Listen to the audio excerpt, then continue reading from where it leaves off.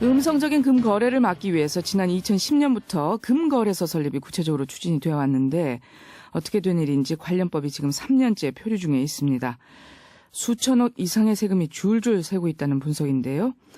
얼마 전에 금시장 양성화란 주제로 간담회를 주최하신 국회 기획재정위원회 소속 박원석 진보정의당 의원과 관련한 말씀 나눠보도록 하겠습니다. 의원님 안녕하십니까? 네, 안녕하세요. 금거래소 설립에 관심 가져오신 지 꽤 오래되셨다면서요? 예, 그렇습니다. 다만 그 금거래소 자체에 대한 관심이 이전에 네. 최근 우리나라에서는 이른바 이제 골드바로 불리는 네. 금지금 판매가 급증을 하고 있는데요. 현재 상황을 고려하면 좀 이해가 안 가는 대목입니다. 그 이유는 구매 시에 네. 부가세와 수수료가 총 15%가 부과됩니다. 예. 또 판매 시에도 수수료가 부과가 되고 있는데요. 최근에 그 국제 동향도 그렇고 금시세가 하락세에 있기 때문에 네.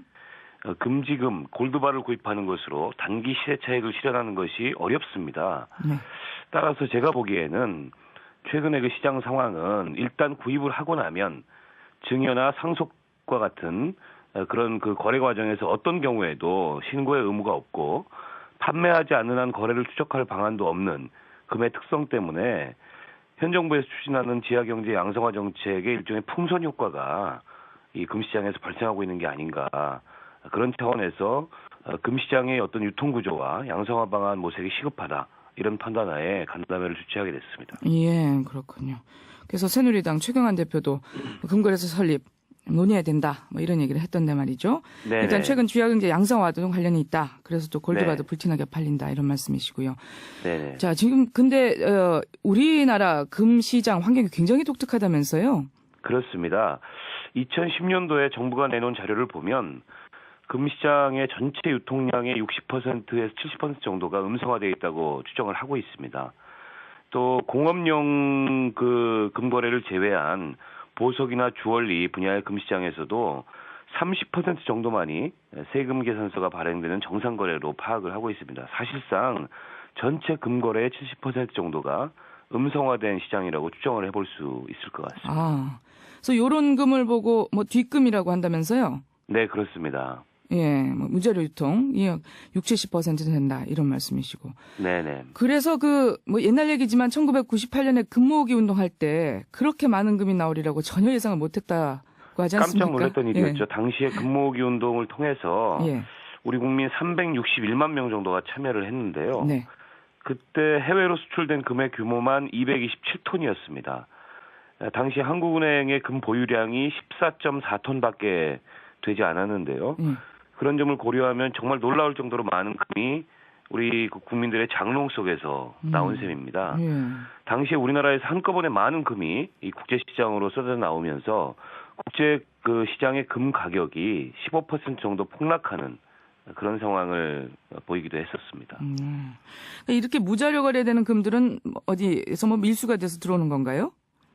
꼭 그렇다고 볼 수는 없습니다. 우선은 네. 금 그 거래 시장의 특성을 좀 저희가 이해할 필요가 있는데요. 네. 한번 그 구매를 할 당시에 이 판매 수수료와 부가세를 내고 나면 그 뒤로는 금이 어떤 경로를 통해서 유통되는지 이 골드바 형태의 금지금이 아닌 이상 네. 이른바 장신구 같은 금 거래는 전혀 추적이 되지 않는다는 그런 문제점이 있습니다. 아, 그러니까 이 관세와 부가가치세가 OECD 국가 중에서 우리나라에만 있습니까? 우리나라에서만 과세가 된다고 보는 거는 네. 원자재로 쓰이는 이 골드바 수입 때 부과되는 관세와 부가가치세를 얘기하는 겁니다. 예. 다만 그 경우에도 이 법적 요건을 충족하게 되면 면세되는 경우가 있습니다.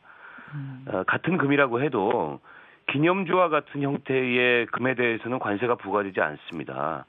그래서 우리나라에서도 모든 그 금의 거래에 세금이 부과된다 이렇게 보기는 어렵고 OECD 국가들에서도 금 제품과 그 골드바를 포함해서 모든 거래에 세금이 부과되지 않는다 이렇게 보기는 또 어렵습니다. 아, 그렇군요. 예, 지금 조금 연결 상태가 좋지 않습니다. 자, 그러면 말이죠.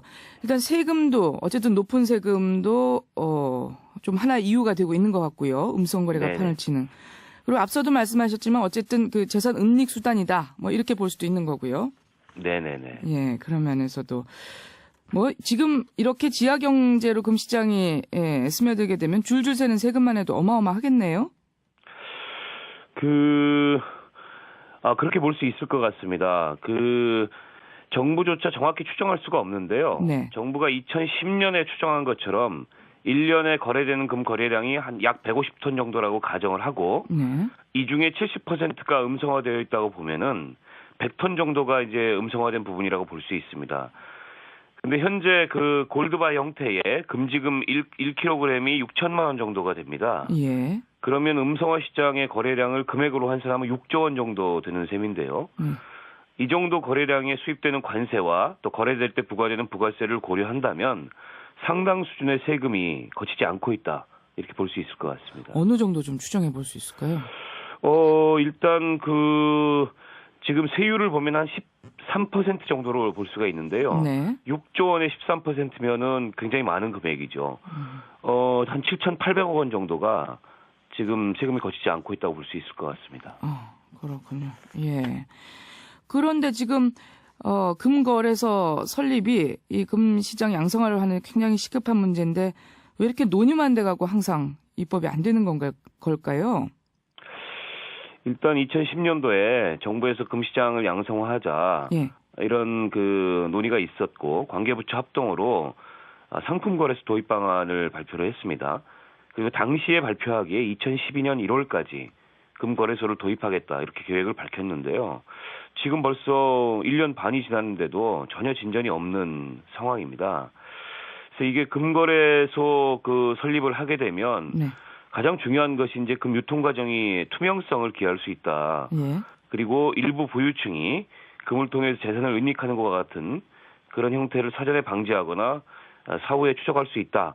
이런 장점이 있는데 정부에서도 충분히 이런 금거래소 설립의 필요성을 인정하면서도 어떤 부처 간의 이견이 계속 제기되면서 진전이 안 되고 있어서 대단히 좀 안타까운 상황입니다. 어떤 이견인데요? 우선은 이 금거래소 설립을 위한 관련법을 말씀을 드리자면 일반 상품 거래법인데요. 산업통상자원부에서 준비한 이 법이 입법 예고도 되고 또 법제처 심사 단계까지 갔습니다만 금융위원회의 반대에 부딪혔습니다. 저도 지난달 간담회를 통해서 이 사정을 들어봤는데 네. 금융위원회에서는 금거래소를 설립하는 것 자체를 반대하지는 않는데 문제는 선결 조건으로 나온 일반 상품 거래법을 만들게 되면 금시장뿐만이 아니라 규격화하기 힘든 많은 상품들이 네. 이 투자 상품으로 바뀔 수가 있다. 이 일반 상품 거래법이라는 게 그런 어떤 취지의 법안이기 때문에 신중해야 된다 이런 입장을 표명을 하고 있고요. 결국 법제처 심사 단계에서 법안이 반려된 상황이고 처음부터 다시 의견을 조정해야 되는 단계에 있습니다. 뿐만 아니라 이면에서는 이 금시장 양성화 관련해서 주도권을 금융위원회가 가질 거냐 아니면 산업통상자원부가 가질 거냐라는 부처 간의 어떤 권한을 둘러싼 알력 문제도 저는 있다고 봅니다. 아니 지금 보면 또 거래소 설립 장소에 대한 의견도 분분하다면서요? 거래소 설립 장소 문제는 지금 한국거래소는 서울에 있고 예. 한국증권선물거래소는 부산에 있습니다. 예. 그래서 이제 금거래소는 이제 광주로 가야 된다 뭐 이런 논의까지도 있는데요. 네. 이게 광주나 부산이라는 지역이 어떤 지역의 특성상 정치적인 요구들이 있지 않습니까? 예. 그런 걸로 인해서 그런 의견이 표출되는 것으로 알고 있습니다. 네. 뭐 여러 문제가 좀 얽혀 있는 것 같은데 이게 해결이 불가능한 건가요? 어떻게 보세요? 그렇지는 않습니다. 지금 엊그저께 여당 원내대표 교섭단체 대표 연설에서도 지하경제 양성화 차원에서 대표적인 지하경제 시장인 이 금거래 문제를 양성화해야 된다 이런 의견을 표명을 하셨고 정치권 내에서도 사실은 이 금거래소 설립에 대해서 특별한 이견이 있지는 않습니다. 그렇기 때문에 이번 달 임시국회를 통해서 어느 정도 논의가 진척될 수 있지 않을까 이렇게 기대를 하고 있습니다. 그러니까 의지만 있다면 충분히 가능한 일이다 이런 말씀이시군요. 네네. 예. 네, 그렇습니다. 그동안 사실은 좀 의지도 없었다 이렇게 볼 수 있을 것 같고요. 예. 네네. 그럼 이번 같은 경우는 금거래소 설립 충분히 좀 가능성이 높아졌다 이렇게 볼 수 있을까요? 네, 그렇습니다. 지금 어쨌든 박근혜 정부에서 복지 공약 이행을 위한 재원 마련의 방안으로 지하경제 양성화를 추진을 하고 있습니다. 이 지하경제 양성화를 얘기한다면 대표적인 어떤 음성적 시장으로 자리매김하고 있는 이 금거래를 어떻게 투명할 것이냐, 이게 굉장히 중요한 과제고, 여기에 대해서는 여야할 것 없이 서로 협조해서 대안을 찾아야 된다고 저는 보고 있습니다. 예, 알겠습니다.